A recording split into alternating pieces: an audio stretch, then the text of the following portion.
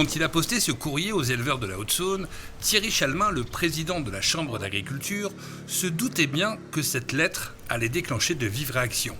Il s'inquiète d'une ruralité à cran face au loup.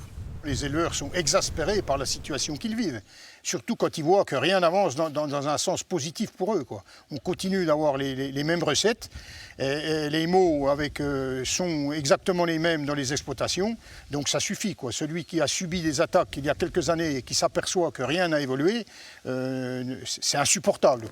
Dernière série d'attaques dans le sud de la Haute-Saône, le loup fait à nouveau parler de lui avec des dégâts dans les cheptels. Un mouton mort est même déposé devant la préfecture à Vesoul, symbole de la colère d'une profession qui a le sentiment de ne pas être soutenue, de subir l'animal. L'État se dit être présent dans ce dossier, mais ne valide pas cet appel à éliminer le loup.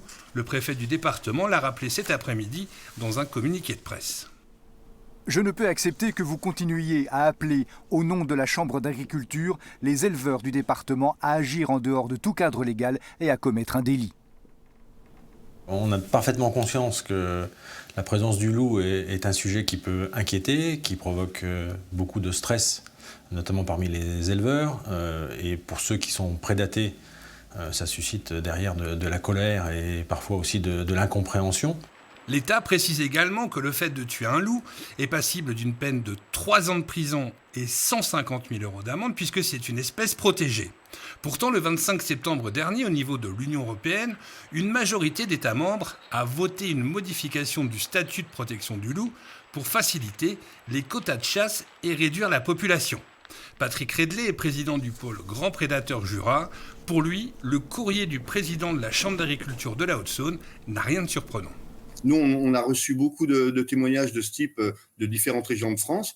Maintenant, les langues se délient. On se dit que, comme l'Europe pas... Alors, je voudrais rappeler que pour l'instant, c'est une proposition. La décision n'est pas prise de déclasser le loup. Mais voilà, on sent que c'est dans l'air du temps. Donc, de toute façon, tout le monde y va. L'État va continuer à mobiliser ces différents acteurs pour être le plus présent possible auprès des agriculteurs et trouver ensemble les meilleures solutions pour essayer de vivre une cohabitation plus sereine.